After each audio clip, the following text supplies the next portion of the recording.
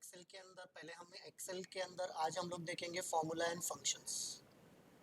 जैसा कि हमें भी पता है कि एक्सेल जो एप्लीकेशन है इसके अंदर बड़े बड़े कैलकुलेशंस को हम लोग बाय यूजिंग फंक्शन, जो एक्सेल के अंदर in built pre defined long calculation या डिफ़िकल्ट कैलकुलेशन के लिए बहुत सारे फंक्शंस दिए हुए प्री डिफाइंड कैलकुलेशन के लिए, उसका यूज़ करके हमें कैलकुलेशन कैसे करना है वो ऑप्शन आज हम लोग देखेंगे, यानी उसका इंट्रोडक्शन होगा। विद दैट एक्सेल में विदाउट यूजिंग फंक्शन ऑल्सो कुछ कैलकुलेशन हम डायरेक्टली भी कर सकते हैं। जो मैनुअल कैलकुलेशन होता है जैसा हम करते हैं लाइफ में, वैसे हम डिजिटली यहाँ पे कर सकते हैं एक्सेल में। तो वो कैसे करना, बट उसके लिए मुझे फाइल ओपन करना है। तो आगे के एक्सेल के सारे फाइल्स आप लोगों का जो आपको प्रोवाइड करने वाला हूँ वो विंडो एक्सप्लोरर के अंदर this PC, D drive, lab student, click diploma के अंदर आपका जो बैच है उस बैच के अंदर आपको यहाँ पे मिल जाएगा वो फाइल। ना जो फाइल मुझे चाहिए वो ये रहा, फॉर्मूला एंड फंक्शंस। फाइल को ओपन करोगे और ओपन करने के बाद सेम फाइल पे काम मत करना, बिकॉज इट्स रीड ओनली। कौन सा फाइल है ये? Read only. तो आपको क्या करना है, सभी स्टूडेंट को ये फाइल जब भी ओपन करोगे तो एक्चुअल फाइल में आपको चेंजेस नहीं करना है, इसी फाइल का एक कॉपी रेडी करना है फॉर योर प्रैक्टिस। तो फाइल में सेव एज, अब ये फाइल को आप सेव करते वक्त अपने फोल्डर में सेव करना।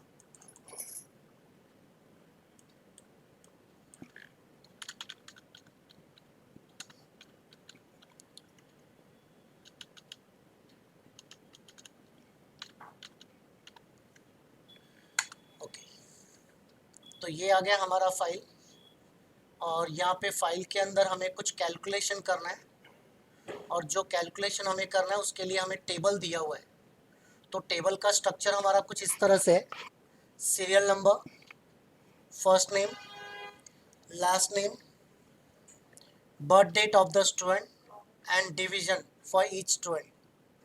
देन मुझे जहाँ तक पता चल रहा है इस टेबल के अंदर 4 सब्जेक्ट है, जिसके अंदर इन लोगों के जो भी ऑब्टेन मार्क्स है हर एक सब्जेक्ट के वो एंटर किया हुआ है।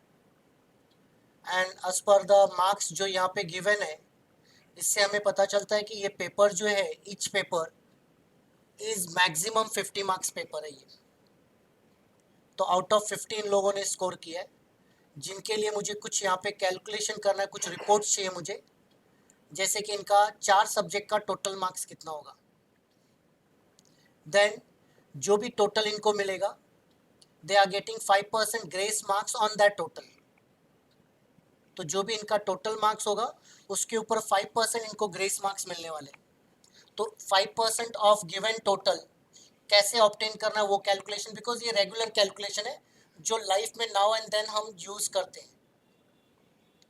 देन ग्रॉस टोटल, अगर हमारा ऑब्टेन टोटल चारों सब्जेक्ट का जो मार्क्स हमें मिला वो ये है, और उस पर हमें ग्रेस मार्क्स यहाँ पे मिल रहा है, तो हमारा ग्रॉस क्या होगा? Total marks plus grace, that is gross total. Then average marks चाहिए। So average is what?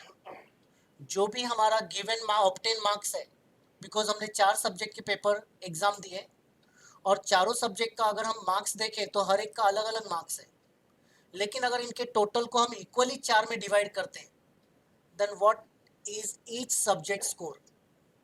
हर एक सब्जेक्ट में कितना आएगा इक्वली डिवाइड करने पे, दैट इज कॉल्ड एवरेज। तो वो भी हम देखेंगे यहाँ पे।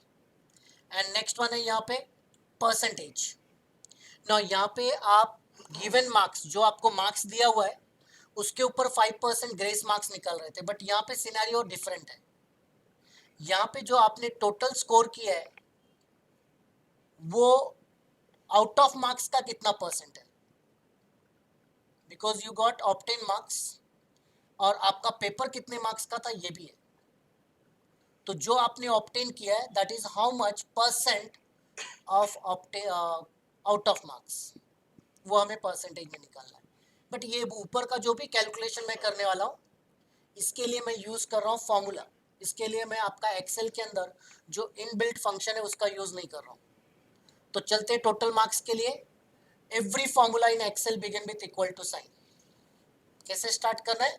Equal to sign. तो यहाँ पे इक्वल टू साइन दोगे आप, और जहाँ पे आपको कैलकुलेशन चाहिए, रिजल्ट चाहिए, वो सेल को सिलेक्ट करो। तो मुझे रिजल्ट यहाँ पे चाहिए। देन नेक्स्ट ऑप्शन क्या है, हमें यहाँ पे टोटल किसका लेना है, 44, 40, 35 एंड 21। बट हमने जैसे कहा कि फॉर्मूला के अंदर अगर कोई चेंजिंग वैल्यू है जो सभी के लिए चेंज होगा, या आपको पता है कि दिस मार्क्स विल चेंज, तो वहां पे मोस्टली फॉर्मूला के अंदर हम वैल्यू को नहीं लेते, वहां पे हम क्या लेंगे, सेल एड्रेसिंग लेंगे, उस सेल का एड्रेस लेने वाले हैं। बट फिलहाल के लिए एक कैलकुलेशन मैं आपको दिखा देता हूँ कि अगर हमने फॉर्मूलाज में वैल्यू का यूज किया तो हमारे लिए क्या इशू या क्या प्रॉब्लम आएगा, वो देखते हैं। तो in this scenario 44 plus 40 plus 35 add on 21, enter करते हैं। अब अगर आप देखोगे तो इनका कैलकुलेशन होने के बाद मुझे बाकी लोगों का भी सेम कैलकुलेशन करना है, तो मैं अपने इसी फॉर्मूला को रिप्लिकेट कर रहा हूँ बाय यूजिंग फिल हैंडल।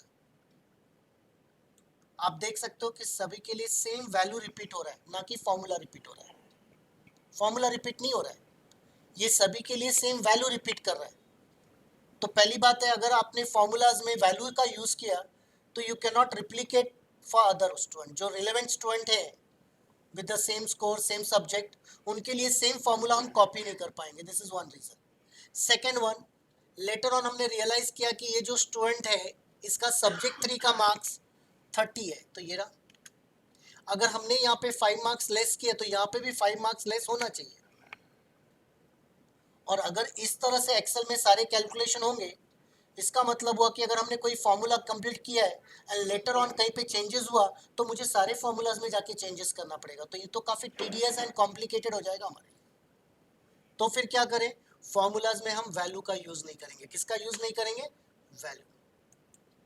तो is equal to cell address use करना है। नाउ करंटली जो सब्जेक्ट 1 का मार्क्स है 44, ये कौन से सेल एड्रेस में आ रहा है, दैट इज इन I5। तो यहाँ पे I5 प्लस, नाउ ये लिमिटेड सब्जेक्ट है तो ये प्लस दिस मैं सेल एड्रेस टाइप कर सकता हूँ। बट अगर ये काफ़ी लंबा रेंज होता तो हमारे लिए इस तरह से प्लस प्लस करना काफ़ी डिफिकल्ट होता। तो वहाँ पे हम कुछ और यूज़ करेंगे जो नीचे हम देखने वाले आगे के कैलकुलेशंस में। सो I5 प्लस J5 प्लस, लेकिन अगर बार बार आप ऐसा टाइप करते हो, इंस्टेड ऑफ दैट आप राइट सेल पे क्लिक कर दो। और जब आप फॉर्मूला के लिए क्लिक करते हो, अभी जो काम कर रहे हो आप लोग यहाँ पे फॉर्मूला के लिए सेल सिलेक्ट कर रहे हो, तो जब भी आप कोई सेल सिलेक्ट करते हो, जरा आपके स्टेटस बार पे देखो क्या आ रहा है, कौन सा मोड आ रहा है, पॉइंट। अब तक कितने मोड देखे थे हमने, रेडी, एंटर, एडिट, और अभी कौन सा मोड आ गया, पॉइंट। तो टोटल 4 मोड है यहाँ पे टोटल। तो ये रहा प्लस L5। नाउ यहाँ पे टोटल राइट आ रहा है। यहाँ पे हमने जो सेल यूज किया इस फॉर्मूलाज में वो हमें ऊपर दिखाई भी दे रहा है हमारे फॉर्मूला बार पे। अब हम चलते फिल हैंडल पे एंड ड्रैग करते हैं, आ गया यहाँ पे। Now whether this is right. और अगर कभी कोई फॉर्मूला आपको दिखाई दे और आपको ये देखना है कि ये फॉर्मूलाज के अंदर कौन कौन से, ये कैलकुलेशन में कौन कौन सा सेल इन्वॉल्व है, तो F2, फंक्शन की F2, अगेन ये F2। और जब भी आप ऐसा कोई फॉर्मूला करोगे तो मैं ऑलवेज आपको रिकमेंड करूंगा कि अगर आप रिप्लिकेट करते हो तो आप एक सैंपल चेक जरूर कर लिया करो by using F2। Skip. So this is how, again जैसा हमने कहा कि यहाँ पे आप क्या हुआ है, F2, यहाँ पे सेल एड्रेस आपका I5 J5 था, लेकिन नीचे देखो क्या हुआ, I6 J6। तो दिस टाइप ऑफ फॉर्मूला अगर हमने सेल के अंदर, फॉर्मूला के अंदर एड्रेसिंग किया है तो we can replicate for the relevant cell data या cell address. Is it clear, relevant cell addresses जो है उनके लिए यही फॉर्मूला कॉपी हो सकता है। नंबर 1 जो कि हमारे वैल्यू वाले में प्रॉब्लम था। नंबर 2, अगर इसके मार्क्स में इंक्रीज करता हूँ, instead of 30 it should be 35, तो देखो फॉर्मूला अपडेट हो रहा है। Instead of 49 it should be 39, formula update हो रहा है। Is it clear. तो ऑलवेज फॉर्मूला जब भी आप डिजाइन करोगे या फॉर्मूला क्रिएट करोगे या फंक्शन के लिए जाओगे तो आप वहां पे क्या यूज करोगे, सेल एड्रेसेस। चलो नेक्स्ट कैलकुलेशन जो है वो हमने 140 स्कोर किया है। और हमें जो ग्रेस मार्क्स मिलने वाले वो आउट ऑफ 200 5% नहीं है, it is 5% of obtain marks, जो आपने स्कोर किया उसका 5% आपको ग्रेस मिलने वाला है। सो यहाँ पे इक्वल टू फॉर्मूला क्या होगा, ऑब्टेन मार्क्स जो भी आपको मिला है इसका आपको 5% निकालना, तो this value should multiply by 5 and divide by 100, click and drag. Now ये जो वैल्यू कैलकुलेशन हमने किया सबके लिए एक होल नंबर्स आ रहा है, लेकिन अगर आपको डेसिमल नंबर्स चाहिए तो you can increase from here, increase the decimal places, increase and decrease यहाँ से। और कभी आपको इनको इक्वल करना हो तो आप यहाँ पे नंबर में जाओगे एंड देन नंबर में जाके यहाँ पे नंबर ऑफ डेसिमल प्लेसेस भी आप सेट कर सकते हो। बट मोस्टली जब भी आपको डेटा फॉर्मेट करना हो तो सिलेक्ट करो, और आपके फॉर्मेट के लिए जो डायलॉग बॉक्स का शॉर्टकट है वो Ctrl+1, जिसका यूज मैं आगे बार बार करने वाला हूँ। सो यहाँ पे जाके number of decimal places and okay.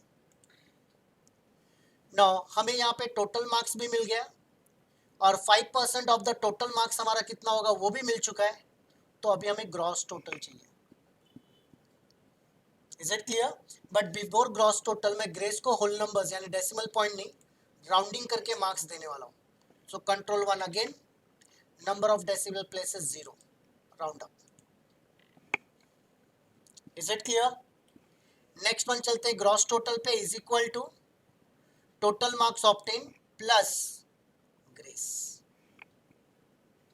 Enter. तो ये हमारा ग्रॉस टोटल आ गया। नाउ मुझे एवरेज मार्क्स चाहिए अब, अगेन F2, कोई भी फॉर्मूला चेक करने के लिए F2।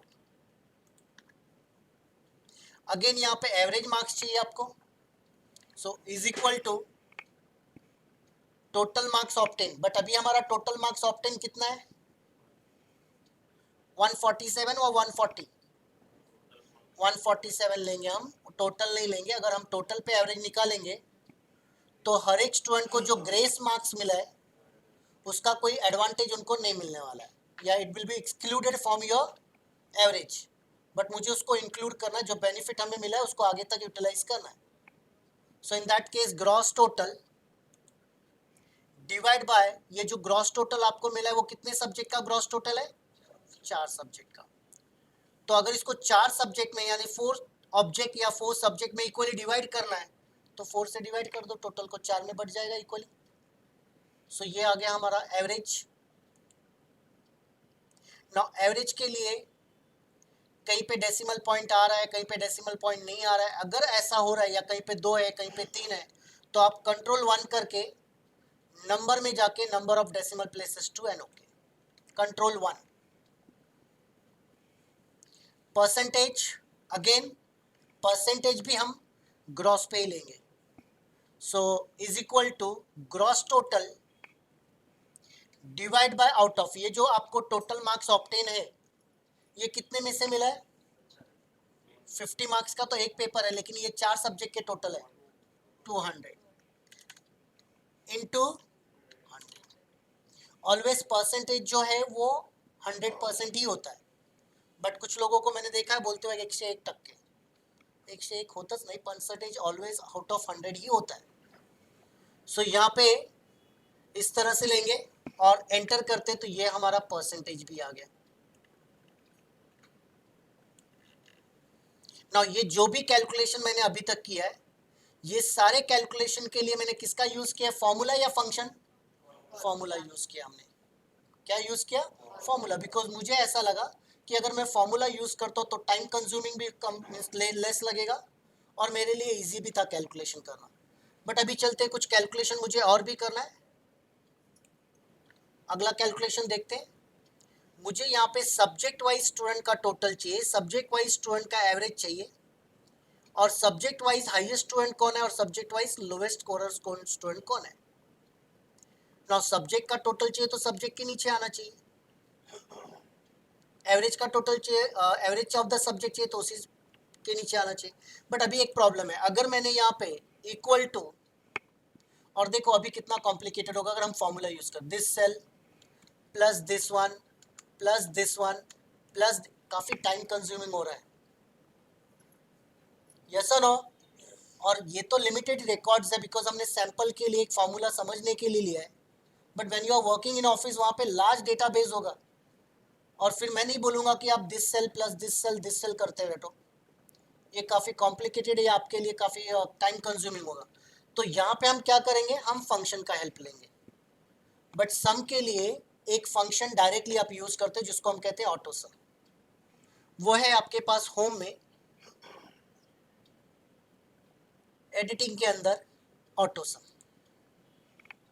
बट ऑटो सम जो आपने लिया इसका रेंज देखो कहां से कहां तक आ रहा है, I5 to I18, यानी ये दो सेल को भी इंक्लूड कर रहा है, जो कि गलत है, तो रेंज हमें चेंज करना पड़ेगा। सो लाइक दिस, ऑटो सम हम यूज कर सकते थे हर एक के लिए, अगर हमारा पॉइंट जस्ट उसके बिलो होता तो ऑल्ट प्लस, ऑल्ट की प्रेस करके plus sign of your backspace के बगल में जो है alt plus auto some, enter. But मुझे ऑटो सम यहाँ पे नहीं चाहिए, या कैलकुलेशन यहाँ पे नहीं चाहिए, रिजल्ट यहाँ पे नहीं चाहिए, हमारा जो रिपोर्ट है वो टेबल के काफी नीचे आ रहा है, तो हम वहां पे कर्सर रखते हैं, और अगर यहाँ पे ऑल्ट प्लस आप यूज करते हो तो रेंज आपको रीडिफाइन करना पड़ेगा। Is it clear?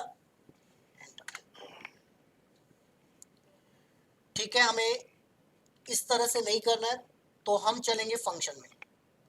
Now function के लिए आप पहले तो आपको जहां पे रिजल्ट चाहिए वहां पे कर्सर रखो। अगर आपको एक्सेल का pre defined number of calculation के लिए जो प्री डिफाइंड फंक्शन दिया हुआ है उसको यूज करना है, तो आप पहले तो रिजल्ट जहां पे चाहिए उस सेल पे कर्सर रखो and then go for function, जो कि फॉर्मूला बार पे आपको मिल जाएगा। ये सेम ऑप्शन आपको एडिटिंग के अंदर फंक्शन पे मिल जाएगा, वो फंक्शन यहां से भी ले सकते हो। ये सेम ऑप्शन आपको फॉर्मूलाज में से यहां से मिल जाएगा फंक्शन, बट मैं एडवाइस करूंगा आपको आप डायरेक्टली फॉर्मूला बार से यूज करना, या फिर कीबोर्ड शॉर्टकट भी है shift F3, shift F3, function की F3 लेना है हमें।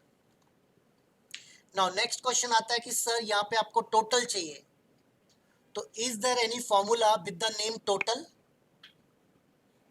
नहीं, तो हमें इतना तो याद रखना पड़ेगा कि कौन से टाइप के कैलकुलेशन के लिए कौन सा फंक्शन हमें दिया हुआ है। Is it clear? ठीक है, अभी यहाँ पे जो लिस्ट आपको मिल रहा है, this is which list?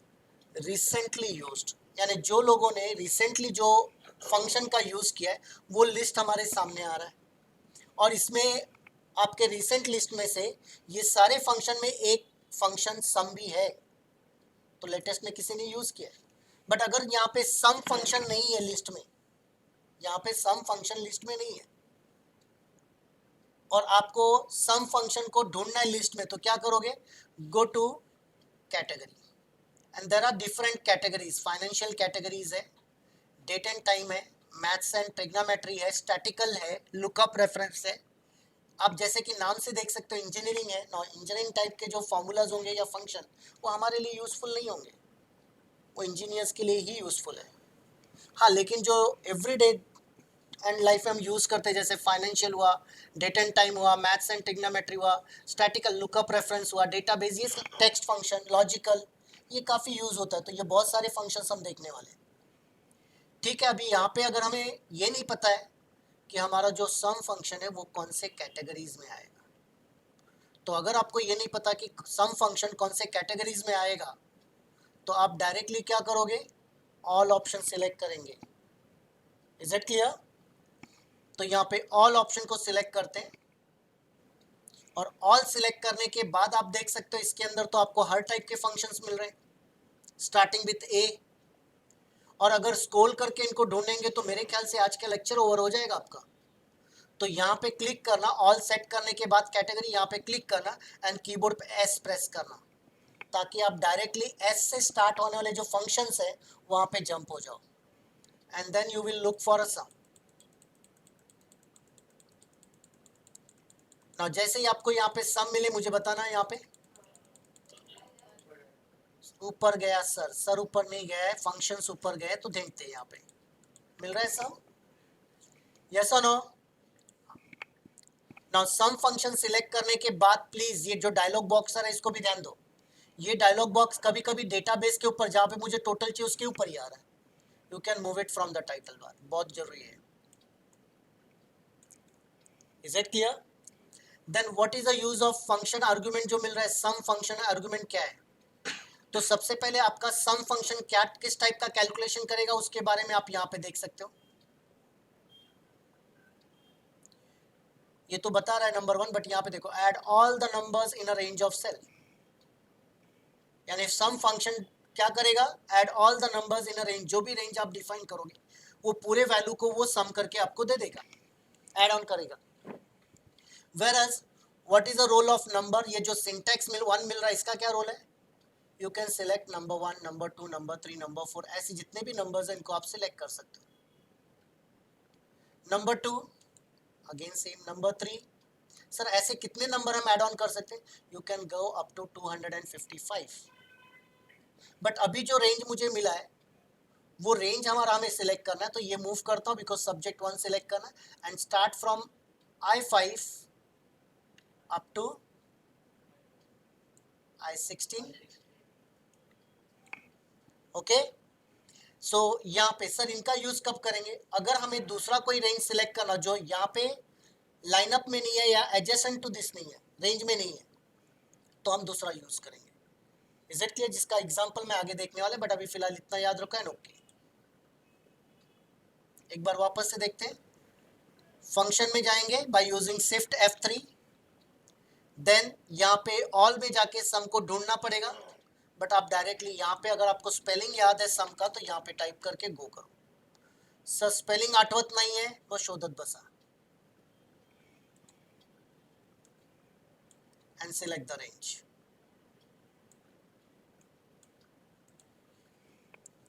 Again average calculate करना है, same way function shift F3, average का स्पेलिंग यहाँ पे टाइप करेंगे